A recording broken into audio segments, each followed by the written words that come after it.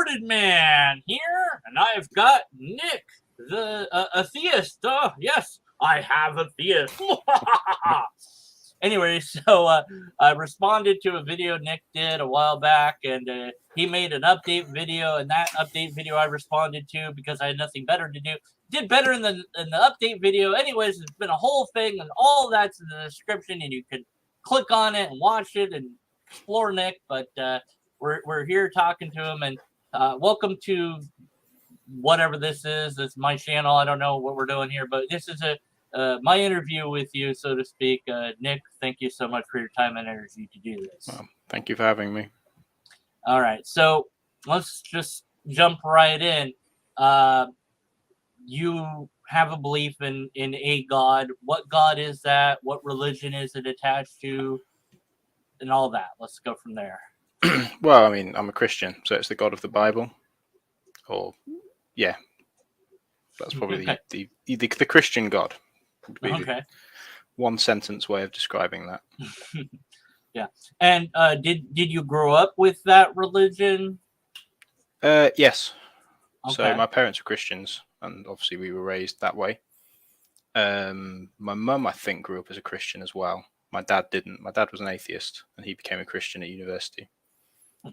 Interesting. And then they raised us that way, basically. And then at some point during my teens, I decided to stick with it, more or less. And was this something that was talked about a lot, or was it just like on Sundays? Was it really deep? No, it was a life. So okay. We were taught very strong. So we were taught, yeah. Blah, blah, blah, blah, blah. Start again. So we were taught quite deep theology pretty much from the start, as deep as you can get with kids, obviously. So one of the things my parents did was they had a I can't remember what they're called now, what the title of it was, but it was a Bible published by Dorling Kindersley, or DK as they're known now, and it had all of the Bible story, like the Bible stories. So it wasn't a Bible; it had like the Bible stories in it, but then it had lots of historical information like around the outside. So, for example, it tells you the story of of Moses and Egypt, and there will be loads of stuff about Egypt around the outside and things like that. So it was a very, very intellectual type of Christianity that we were taught, which meant I avoided quite a lot of the weirdo sort of spiritual stuff that was very popular in sort of the late 90s. Or at least I didn't avoid it, but I was sort of not very affected by it, because we were taught to be very rational in the way we approached faith and things. My parents are both doctors, so they're very rational themselves. Oh, okay. Medical doctors? Yep. Okay. And what denomination were you in, or was it so-called non-denominational, or? It was not as non-denominational. So okay. I mean, the church has links. We've got plenty of links with other churches, and part of like an organization, which is, you could think of as being not a denomination as such, because it's not a hierarchy, but you could call it an alliance, if you like, of churches who all have relationships with each other, and they visit each other and kind of team up on things and things like that. But the church itself isn't part of a denomination, although you might call it Pentecostal in sort of how it does things. Okay. Did they speak in the tongues, or? Yep. Okay. So was that a part of the belief that to have the Holy Spirit, you had to speak with the tongues, or? No. So yes, but the other way around. So it's not to have the Holy Spirit, you have to speak in tongues, but it's more speaking in tongues is a visible sign that you have the Holy Spirit. So you can have the Holy Spirit and not speak in tongues, if that makes sense. But yeah, they do all that. And there's people still do it. Yeah. But it's not how can I put it? It's not a requirement, in the sense that you're not seen as being like some kind of inferior, lower level form of Christian if you don't. I mean, speaking for myself, I very rarely do. Yeah, because I mean, the Pentecostal church I had attended, it was something kind of, it seemed that it was a requirement, maybe even a mark of salvation sort of thing. Like if Yeah. you didn't do it, you weren't really saved. I mean, if you couldn't prove that, and it just seemed, and I was told by one of the people that, in order to do it, you had to fake it at first. Was that yeah, this is why I sort of slowly became increasingly cynical about it. But I mean, this is where my parents came in, because they were very, very sensible with this kind of thing. So they did something like this. And this was many, many, many, many years ago, where they did this thing in I think it was in like Sunday school, and there were people like speaking to, and I was getting really, and they were going, "Oh, I'm feeling the spirit. I'm feeling this stuff," and I wasn't feeling anything. And I was having this really kind of, I was having this identity crisis of, oh no, this is not working, blah, blah, blah. And my dad was like, it doesn't matter. It doesn't matter whether you feel anything or not. I found out later on that nobody had actually felt anything. They'd all just been lying about it. Just because that was, well, you get this thing where, and it happens a lot. I mean, you see it a lot in the televangelist stuff, where there's this kind of, everybody is expecting, it's almost like hypnosis. Everybody's expecting something to happen. So anything that they feel gets interpreted as that. Right. To what it is. And you have this ability. So it's almost like there's this internal script that everybody's following. So, but anyway, it turned out that I don't think anybody actually felt anything. And a lot of this kind of spiritual woo-woo spiritual stuff is sort of like, I can't tell the difference between that and, did you have a good breakfast this morning? Right. So do you believe then that the speaking in tongues is an actual spiritual thing, or do you think it's all made up? Or I don't think it's all made up, because I also know people who are genuine. How would you know that they're genuine? Because I know not because how can no let me rephrase. I can't verify that their speaking in tongues is genuine, but I know that they are genuine. Yeah. In the sense that they're not pretending or trying to fake a feeling or anything. If that makes sense. Yeah. With tongues specifically, I'm personally at the moment, I'm sort of on the fence with it. So I don't believe it's a fake thing, but I don't attach, and with any of the other that kind of stuff, I don't attach any great amount of importance to it. I always when I pray in English. Right, not a salvation issue. It's more of a kind of an interesting phenomenon, perhaps worth exploring deeper at some point. Yeah, I haven't put any great amount of effort into, like, for example, studying what the Bible says about it. Okay, why not? Just because I'm not that interested. I have much more important things. So it's on the list. At some point, I might look into it, but and it's not sufficiently important to affect my faith in any way. So it's somewhere down the bottom of the list. Right. Is there a specific version of the Bible that you utilize, or that was utilized, that was prescribed, or that you think is better than other versions, or anything like that? Prescribed. I wouldn't say prescribed. The one I personally tend to use, it depends what I'm trying to do. So if I'm just reading, then I'll probably mostly use the New Living Translation, because that's probably that has the best balance. It's the most readable, I think. Lots of people like using the Message, but the Message is the 90s American slang version. It's unreadable to me. I just can't use it. Yeah. If I'm trying to do actual studies, like if I'm trying to do like if I'm preparing a message or something, I've started using the North American Standard, because that's generally regarded as the most accurate sort of word for word translation. You said preparing message. Are you a pastor of some sort? Or? No, I'm not a pastor, but I occasionally speak. Okay. All right. So you're kind of a guest speaker from time to time, or on occasion, something of that nature. Every few months, years or so. Oh, that's good, yeah. So if I'm trying to do something, if I'm trying to do actual serious study, even if it's just for myself, like if I'm preparing a YouTube video a lot of the time, and I'm actually going into the language, then I'll use the North American Standard. That's sort of what I've gone into. Now I detect a bit of an accent, so I'm going to have to probe a bit of where you're from, if I may. I'm English. English. I'm from the Okay. UK.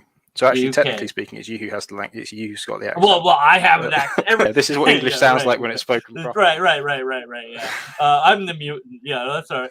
Well, have a bit of tea there. That's what's in that. But okay, but in England, if I'm, unless I'm mistaken, Christianity is kind of like dying out, I thought Catholicism was more prominent there, or am I disconnected? Am I wrong about that? Or English culture is more secular. So we haven't. It's actually.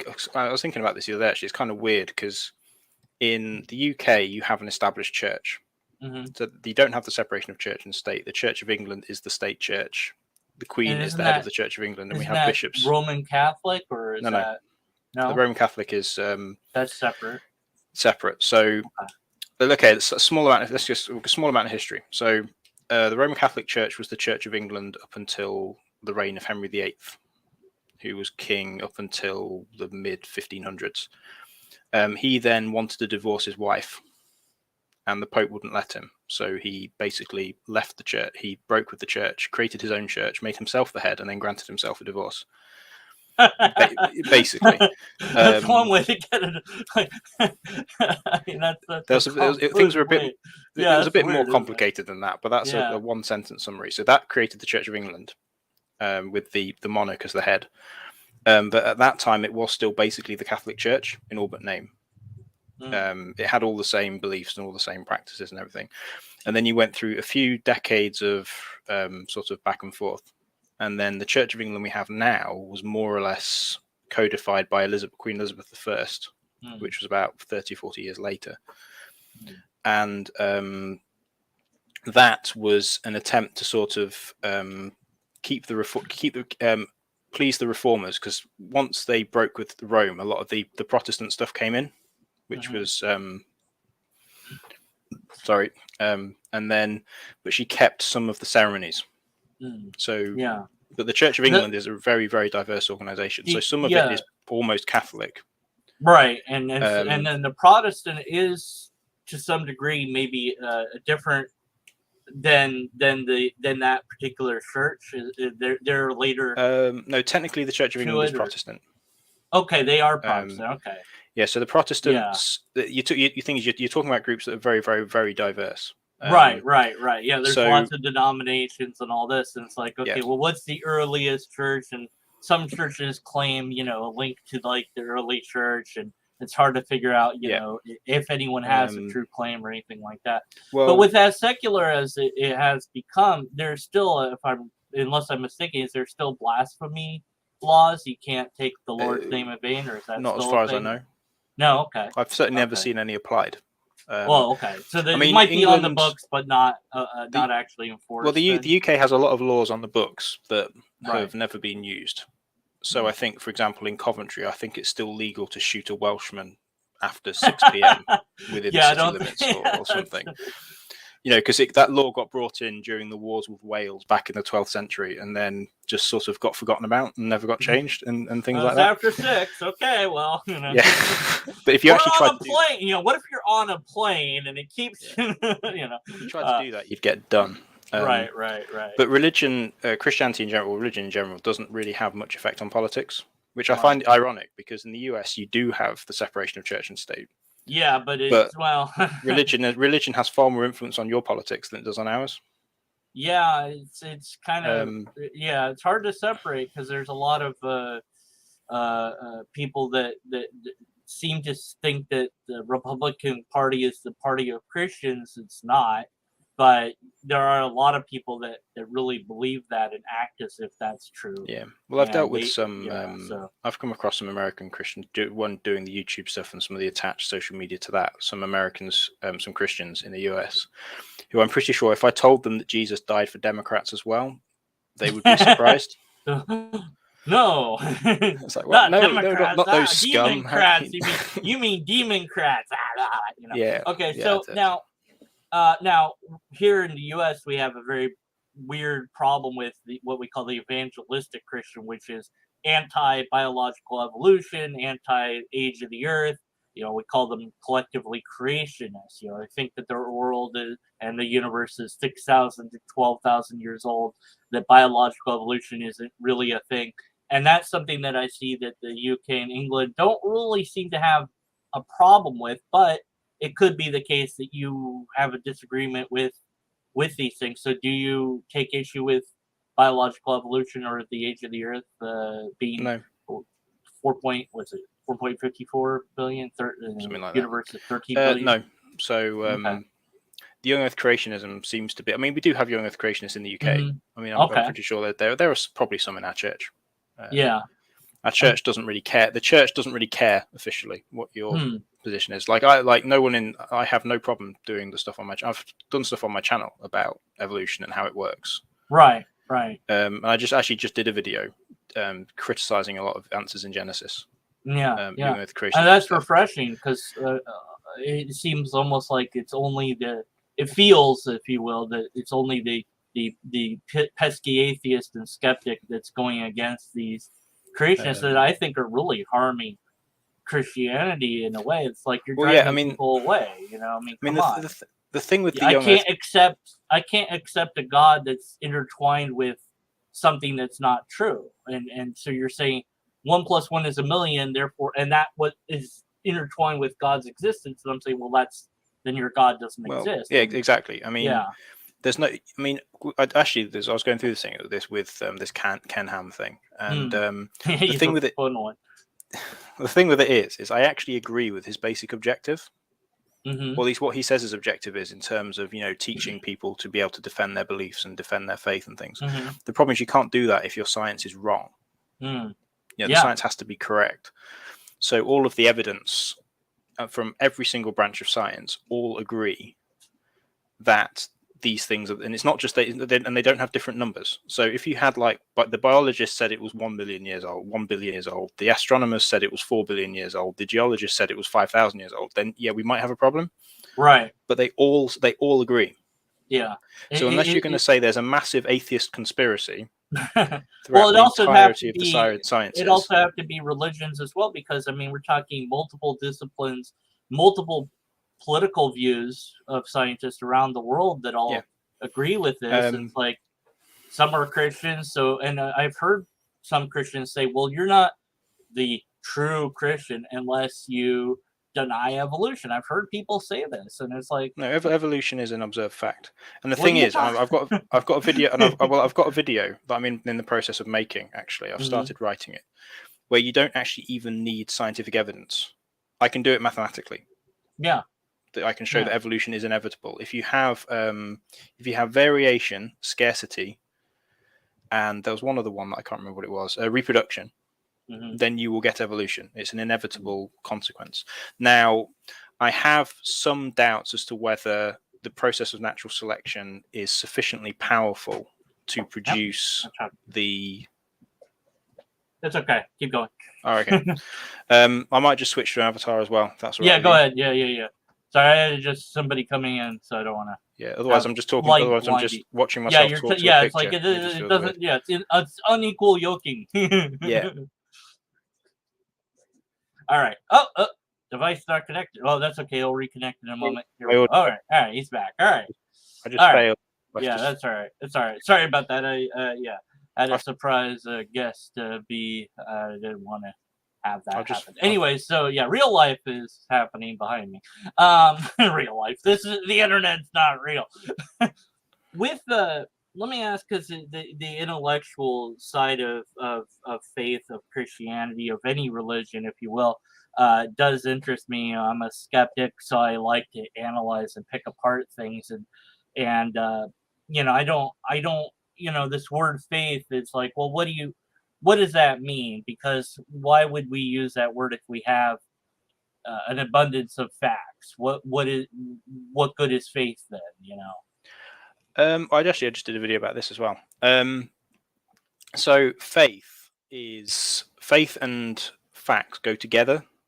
They're complementary with each other. They're not contradictory. So the way I would put it is, you can't have faith in something if you don't know that it exists already. Okay.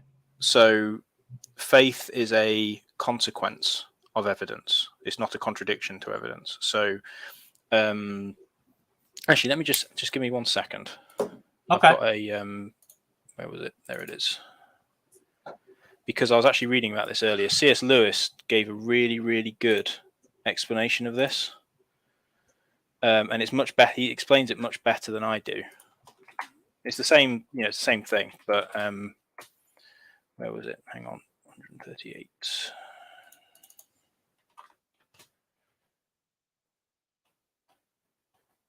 Okay, so C.S. Lewis, he wrote a book called Mere Christianity, and he has a whole section about faith in there. So he was an atheist, and he puts it this way. So obviously, I used to say a sane man accepts or rejects any statement, not because he wants to or does not want to, but because the evidence seems good or bad.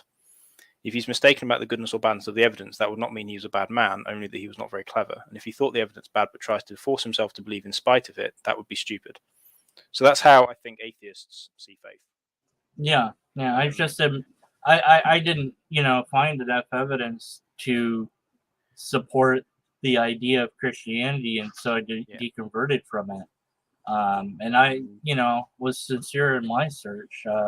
Maybe I overlooked something, but I haven't seen anything that compels me to think that I missed something.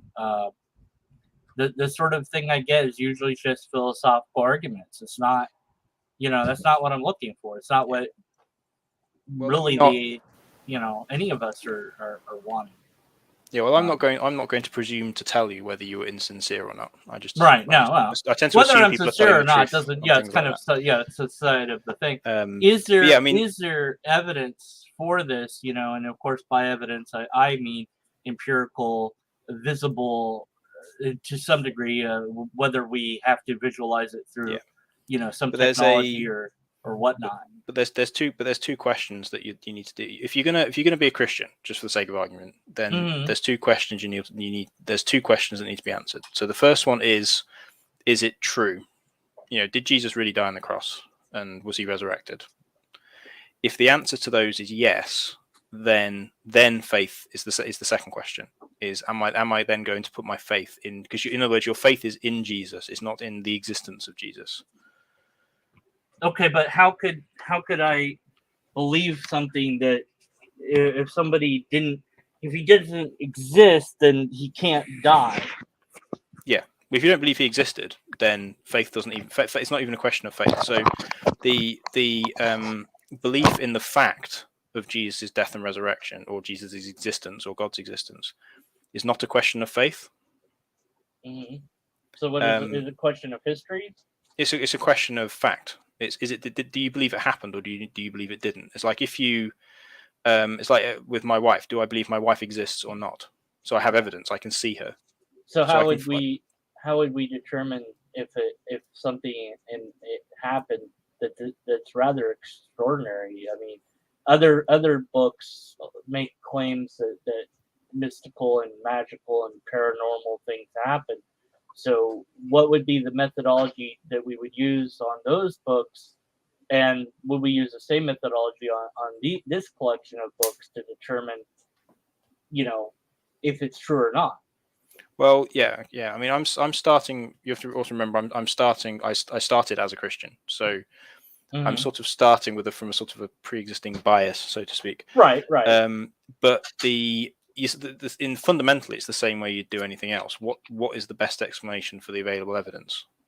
Now, insofar as I've studied the available evidence, which is by no means perfectly, I'm not a theologian, and I've not spent years and years and years and years and years on it. The evidence is the best explanation for the evidence is that it did in fact happen.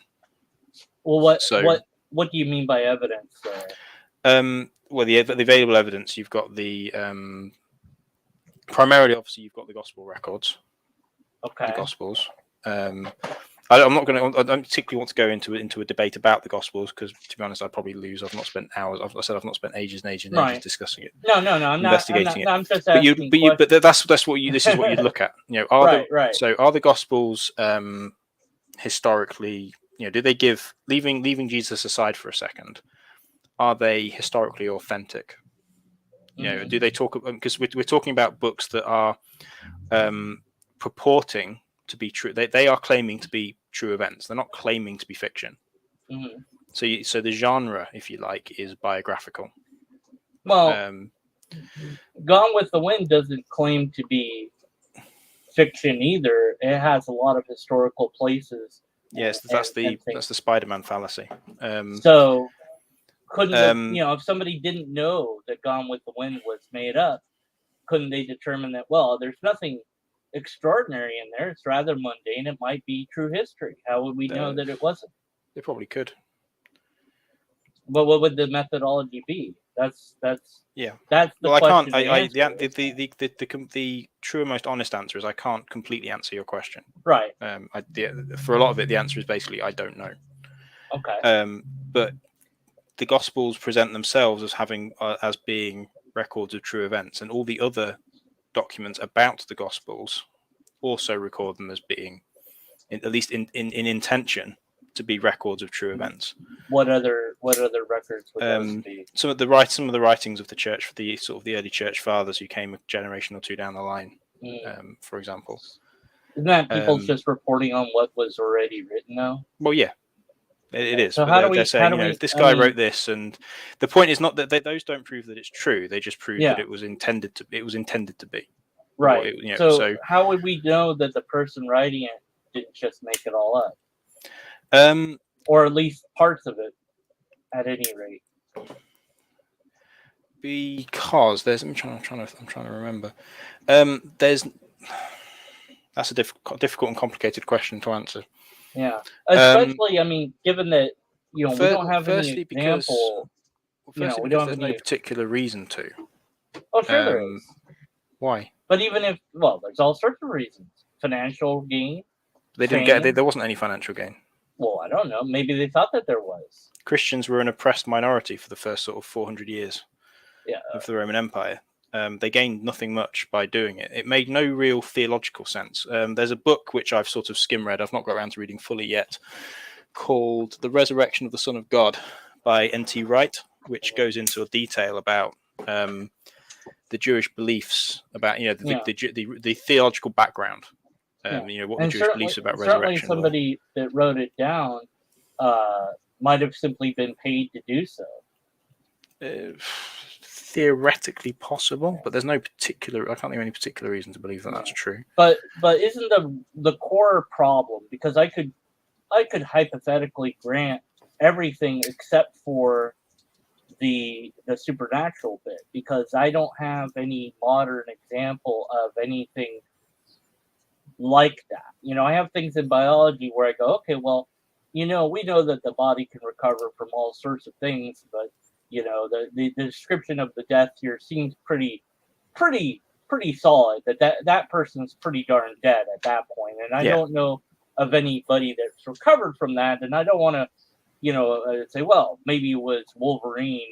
He had the mutant ability to regenerate quickly. Although, as extraordinary as that bizarre explanation would be, it would be mundane. It would still be, simply his biology is unlike any other biology we've ever encountered. Yeah, but then an extraordinary claim, but now it's mundane rather than supernatural. I don't believe either is possible, because I don't have any example of either one.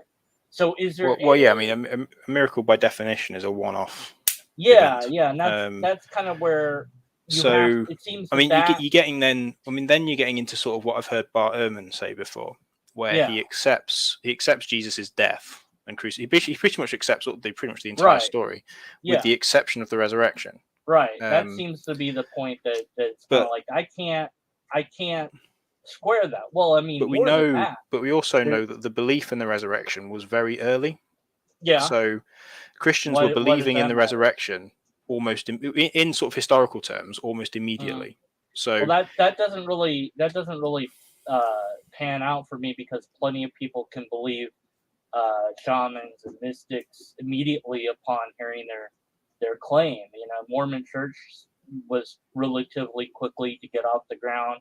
Scientology got off the ground fairly quickly. People believe in all sorts of things relatively quickly. It doesn't surprise me. It's similar to the experience you were talking about earlier, where He said, people were just faking it to go along with the crowd because everyone's doing it. Everyone's saying that it's happening to them. That's true. So if everyone's saying that this happened, my argument isn't that that proves that it happened. It just proves that it wasn't a legend that came up later. So what Bart Ehrman, for example, says is there's this kind of mass hallucination theory. So the general consensus from a lot of the atheist scholars I've come across, so Gert Ludemann, Bart Ehrman are the two main ones, is that they believe his disciples believed that they saw something. They just don't believe they actually saw Jesus. Yeah, they believe they had like a big hallucination or something. I think all it takes is one person to start it, and then other people believe it. Except that there were 12. We don't know that. We don't know how many there were. We have the church, the generation, the later second generation Christians have written about the disciples. Well, wasn't that based on the writings though? No, they knew them. They knew them. How do we know that they were known people? The one that this is two generations, but like there's a famous early church scholar called Irenaeus, who was a disciple of Polycarp, who was a disciple of the Apostle John, for example. It's about as well attested as you would expect any, given that we're 2,000 years after the event. It's about as well attested as you'd expect anything to be. Yeah, that is kind of another weird blip, I suppose, for me as a skeptic, is that I just have a problem believing that this would be the methodology that the God of the universe would use to communicate its intentionality to us humans. Why not teach us how to record on clay tablets with sound, because that's a technology they could have utilized. That is a good point. I had similar thoughts myself a few years ago. I started making a video about that as well, but that didn't progress very far because at the time I just was distracted by other things. My question, it was slightly different to that, but it was about the Exodus. And you have the story about God creating the Israelite nation. He rescues the Israelites out of Egypt and he sends them to invade Canaan. But he doesn't teach them advanced metallurgy. Yeah. So they don't know how to make stuff. And then there's a bit in the New Testament, and I suppose it's up to interpretation to some degree, but there's this thing where you have to wash your hands in a certain ceremonial way, and Jesus says don't worry about that. What goes in your mouth isn't as important as what comes out. And it's like, well, you're telling us not to wash your hands. Come on, why? Well, he was talking about ceremonial washing specifically. But he could have said, and by the way, the washing your hands, it's a good idea because there's these things called germs, Well, then the other problem, I suppose, the deeper problem is, why select this one tiny point on the globe to reveal your information? The rest of the globe is still existing. All these other people at other places have no idea that this is going on until far, far later that they're told about it, second, third, fourth hand, and many of them don't believe it. Why would they? They weren't. And so it's just, it looks exactly like every other human religion to me. And so, that's kind of why I'm skeptical of all of it. Well, there's quite a lot to talk about. Yeah, there's a lot to unpack. I'm just asking the critical questions. Yeah, I've had the same questions. Yeah, I don't have answers to all of them, and I probably won't ever. Right. But so I'll start with the last one. So the whole, why did God choose one particular bit of land? And this is only a partial attempt to answer it. This is by no means complete, and I'm sure you'll find lots of holes in my sort of attempt at an explanation. Firstly, is that piece of land is extremely strategic, so it connects 3 continents. If you were going to choose a piece of land, you would choose that one in terms of its ability to get out. If you're gonna tell people about, if you're God and you're going to tell people about yourself, you're going to do it there because it can get out to Europe, Asia, and Africa from there. Can't get to the Americas, but geography makes that a bit difficult. So that's one possible reason. The other thing that I've noticed, because me and my wife over the last sort of year or so have been reading through one of you get these all year Bible in 1 year things where it gives you like X amount to read per day, and then over the course of the year you read the whole Bible. Now, us being us, it's taken a year and a half, and we're only 2/3 of the way through it. But one of the things you notice is that there are hints in or references in various parts of especially in the Old Testament, to God doing things in other parts of the world. So it's not just about Israel. The story is from their perspective. So everything is related to them in some fashion. But for example, there's the story of let me just see if I can find it actually. Yep. Not sure what happened there. Am I still here? I think I'm still here. Yeah, there he goes. There we go. Lost you for a moment. I meant to open another. Yeah, you meant to open another window, but you hit the death button. You never hit the death button. I can't remember the reference off the top of my head, so I was trying to find it. 2 Kings 5. Okay. I'm only asking the easy questions. You're only asking the easy questions. What's the true nature of reality? Come on, yeah. But I mean, this is know. So okay, here we go. Okay, so this is the story of Naaman, and Naaman is a commander he's a commander of a nation. He gets leprosy, and he goes to see the prophet, who tells him to go and wash in the River Jordan, and he washes, and he gets better. But what I found interesting when I read this a few months ago was actually the first verse, because I hadn't noticed this before. And it says, "Now Naaman was commander of the army of the king of Aram." So Aram is a nation near Israel. "He was a great man in the sight of his master and highly regarded, because through him the Lord had given victory to Aram." Now, Aram is an enemy of Israel at this point of the story. So Naaman had actually just fought a war against Israel, and raided them and captured some people. But the reason I found it interesting is because through him the Lord had given victory to this other nation. So it's although the story of the Bible is focused on Israel, there are these various hints that God acts other places as well. Even though this place is also in the Middle East, so it's not that great an example. But and the third reason, I think, is because the Bible isn't really about God's how can I put it? The story of the Bible is basically the bloodline of Jesus. Would be a way of putting it. So it starts. So the first 11 chapters of Genesis, the bit that Ken Ham focuses on to the exclusion of all else, is sort of the beginnings of humanity, and it gets down to Abraham. Yeah. Abraham is then. How does one square that, given that biological evolution is correct? There's no actual Adam and Eve, so were two people just selected to be, were they Homo sapiens? Were they Neanderthals? I mean, where were they on the? Well, there's a whole bunch of different theories, but it's the basic reason, at least which I'm sort of gravitating towards, is that it's mythology. Okay. It's a mythological story. If the line of Jesus traces to mythology, isn't that a problem? No, because the history starts with Abraham. Abraham is chapter 12, so the first 11 chapters I think are mythological. Okay, but there is a so and so begot so and so in Genesis. Yes, but this is why I say I'm sort of. This is another bit where I'm sort of on the fence on, where I'm still in the process of sort of working out exactly what I think. Okay. Well, that's about good. This. So the genre is mythology, as in if you're looking at it from a literary from looking at it as literature, it is in the genre of ancient Near Eastern creation mythology.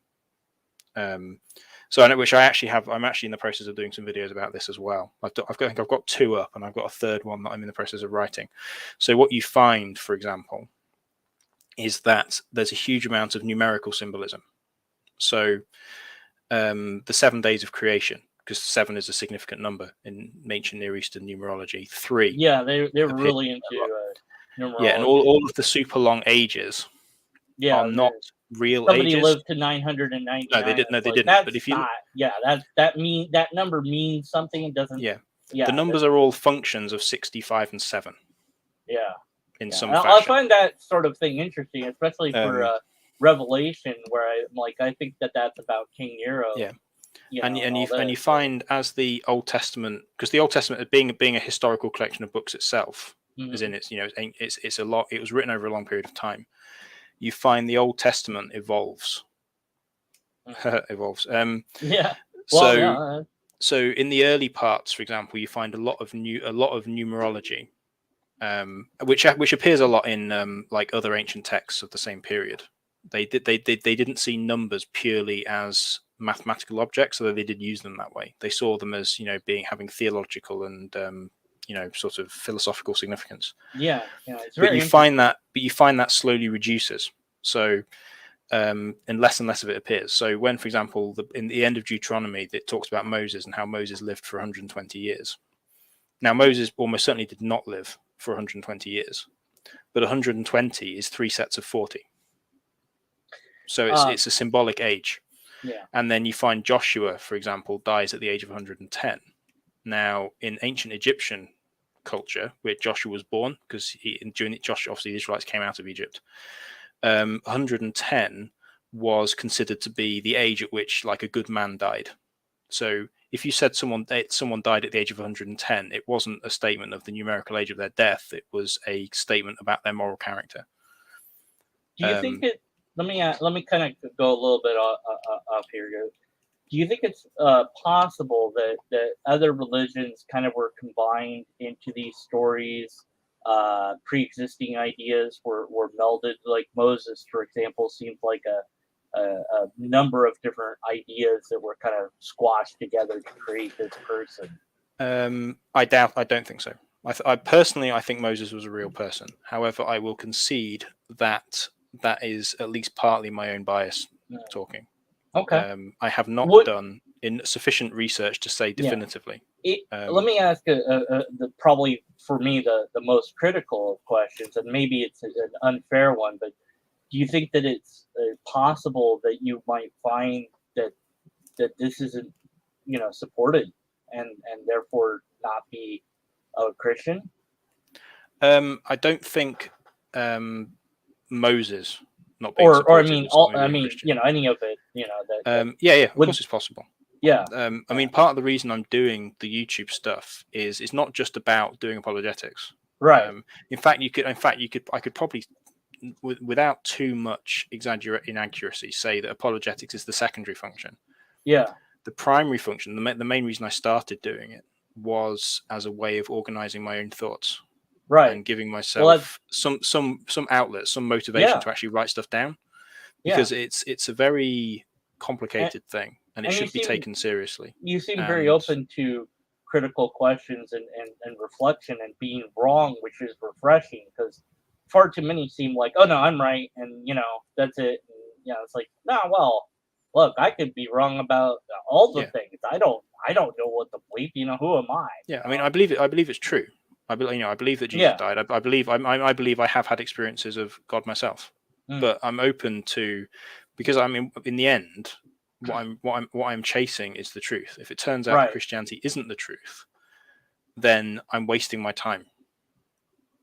Well, so I'm constantly. Well, it's part of the journey that we're all on, is trying to find the truth, hopefully, and I think it's our methodology differs to some degree, and I'm always trying to figure out, does the theist, broadly speaking, have a far different methodology than the skeptic does? And to a degree, there is a difference there, but everyone is, well, an individual. So you seem more, from my perception of our conversation, it seems to be that you're more willing to admit, you're wrong on X, Y, or Z, or reconsider a position if given sufficient evidence or whatever.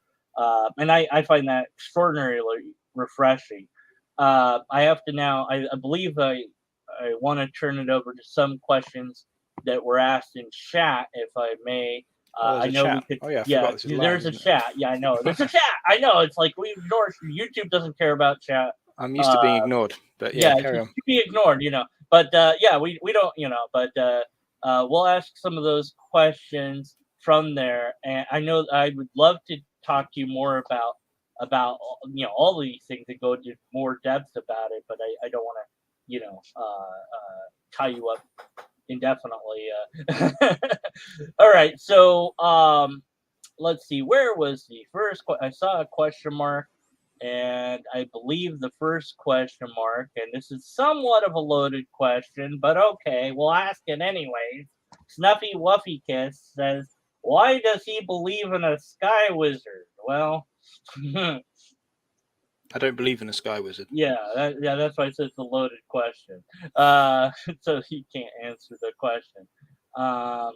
Okay, so why do you think that Jesus resurrected? We covered this, but go ahead and see if we can summarize this again for him. Because based on the circumstances of his death and the events that happened afterwards, I think the resurrection, the resurrection actually happening, is the best explanation for those events. But it'd be difficult for me to explain in an interview when I haven't actually prepared. Right. No, to explain it, but yeah, that's in one sentence. That's the explanation. And just for open transparency, I asked our friend here, Nick, if he wanted the questions beforehand. He's like, no, I want to do it live. I'm like, okay, So but that's okay because next time he'll have that, or maybe it'll be on his channel as a thing of here's why I think the resurrection happened. So now people have to go watch your channel for that. Yeah. That's how that works. And also buy his book. Wait, I have the book to buy. You don't have you don't have a book to buy yet. I don't. No, I've not written a book. Yeah, I did actually start, but then Yeah, I've realised in the last couple of years it wasn't actually very good, so I'd have to start again. Yeah. So hey, yeah. So now, okay, this is again, kind of following on the same trail of that. Snuffy asks is because the Bible tells you so. Is that your entire reasoning? But yet at the same time you admit parts of the Bible are myth. So I to try to make this question a bit better, I would ask perhaps how you determine what parts of the Bible are myth. Oh, mainly by reading what's been written about it by people who study literature. So my understanding basically is the Bible contains lots and lots of different genres of literature. So the Psalms is poetry, Proverbs is wisdom literature, the prophets are prophecy, and then you've got parts of Kings and the Exodus and all those kinds, which are history, which contain a lot of law. And you've got in the New Testament, you've got biography, you've got letters, you've got all these different things. So mythology is a genre, like all of the others.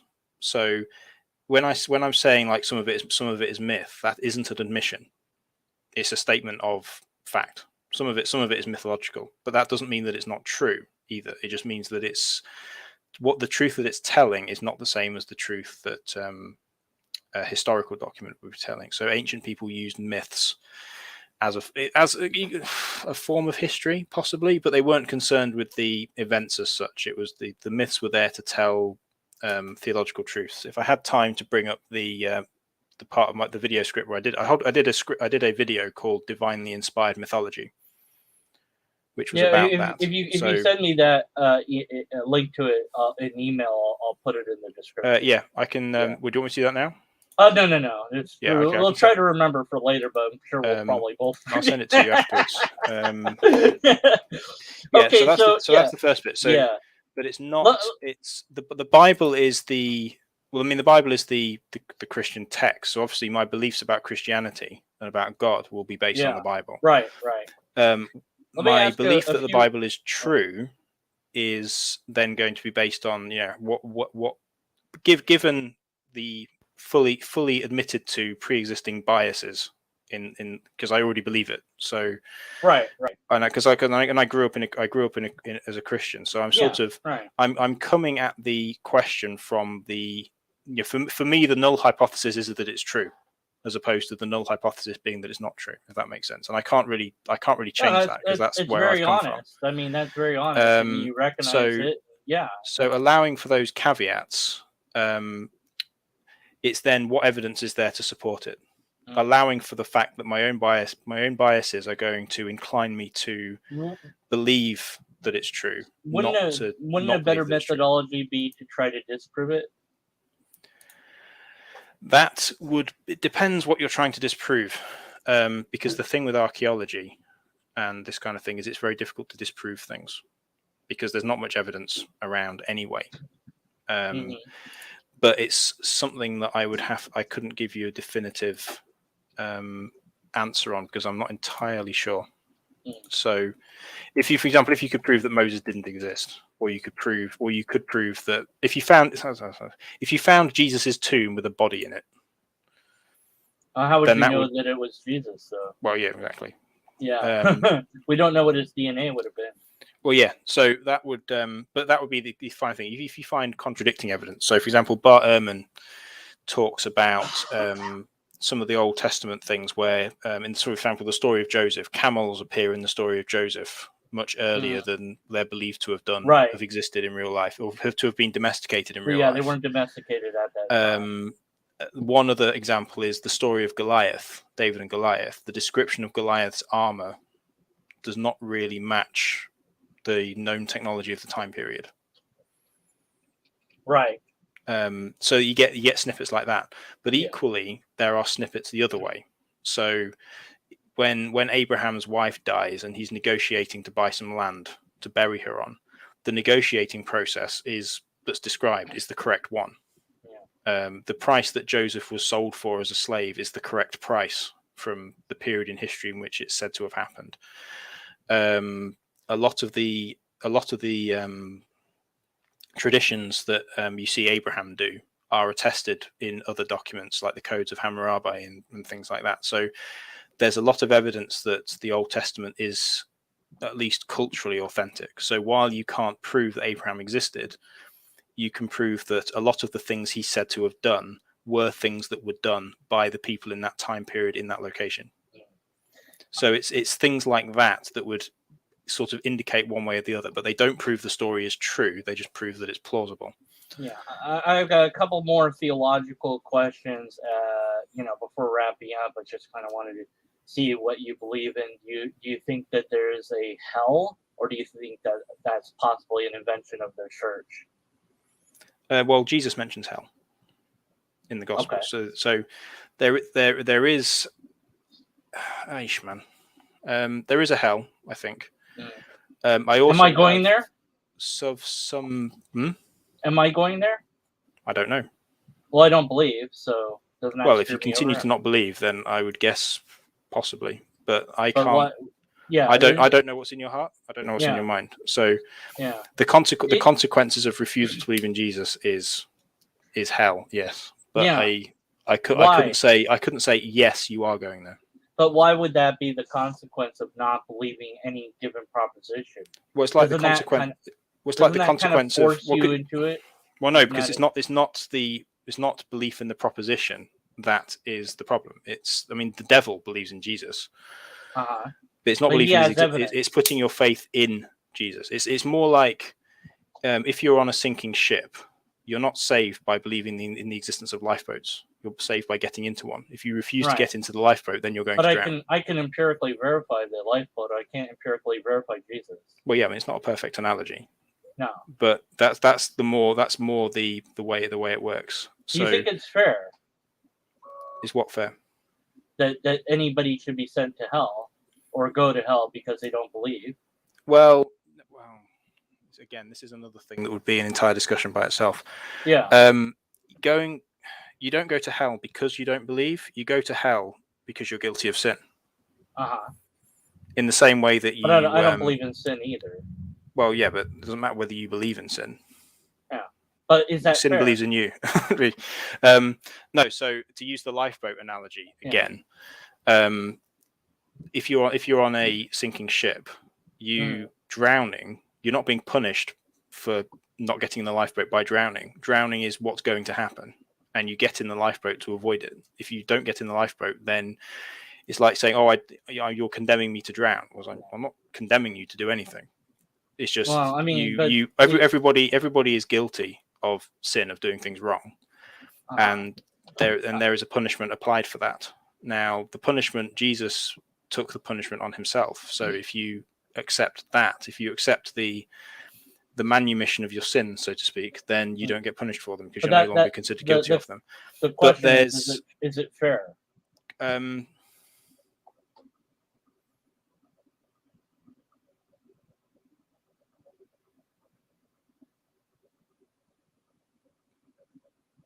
It doesn't appear to be fair. Thank you. Okay. All right. Well, that was a good point. Although, there's one last thing I would add. Go ahead. I'll let you have your last word. Is that the legal side of it is only one metaphor the Bible uses. Right. So the one that I find is probably more useful is the one that Jesus uses, actually, when he's calling people, when he's being asked, why are you going to all the sinners? Why are you hanging out with all the prostitutes and the drunkards and tax collectors, and you're not hanging out with the holy people, the priests? Yeah. And his response is that it's the sick who need a healer. Right. So the other metaphor the Bible uses is that sin is almost like soul sickness, and Jesus is essentially the doctor who heals you of it. Yeah, so there's more than one. Didn't he also give me the sickness to begin with? Or at least possibly, but there's again, it kind of gets there's another very, very long discussion. Yeah. In that. Well, I look forward to all that, and hopefully we can do that, on your channel or whatever. And maybe you can ask me pesky questions that I'll be like, and all that. To be fair to you and everything. There's one of these things where all the ideas, all the things seem very strong in your mind, and then somebody puts you on the spot. And it's I love being asked, pesky, skeptical questions, because I love to learn about, my own ideas, and I like to be wrong because then I learn, and I keep learning stuff because I'm wrong a lot apparently. So, all right. Well, thank you so much again, Nick, for your time and energy to this. I don't want to rush you off or anything, but I do know that you've got family and obligations and so on, and any of these things we could be talking for hours, and this is again to tell people that this is on the cuff, this is off the seat of your pants. You weren't prepared for any of these questions per se, and again, this will be material. I think that I do think you will make videos about this, and I'll be certainly watching to see what you have to say, because I'm interested in it and in your journey, wherever that might take you, me, and anyone else that, that's what we're all on, is this journey to try to figure out what the bleep any of this is about. I think that's the human thing that we're doing to some extent. All right, I'll leave you with the final word before I say one more thing, which I guess I'll say, because I always say one thing and then I hit the button. I have to go crazy before I hit the button because people like that, I guess. So go. What would be the one thing you want to tell people, let's say 1,000 years from now? What would be words of wisdom? Oh gosh, you're asking me for words of wisdom. Only the easy questions today. How about what's a woman instead? That's easier. Wait, no. What's a woman? No, don't. Don't go there. Okay, yeah. I guess the one thing is never. I don't know. Always be willing to say I don't know to questions, and look for the answers. Like never have too much certitude in your own belief, and always try to look for the reality behind the statement. Well, I fully agree with those ideas. Thank you so much, Nick. Be sure to subscribe to Nick, check him out, watch his stuff, and all that, and and that's it. And we're really gonna go. Oh, here's the link. I'll put that in the description and all that. You don't forget to do that. All right, everybody. Thanks. Don't forget to comment, because you don't comment, YouTube doesn't care about me and what I'm doing here. Nobody's gonna comment on the video. They're in the chat. They're like, I did my job in chat. I don't need to comment on the video. Okay, this is the part where I break down in insanity, apparently. Okay, I did it, everybody. You happy now? Okay, I'm hitting the button. All right, so long, everybody. Goodbye. Okay, button and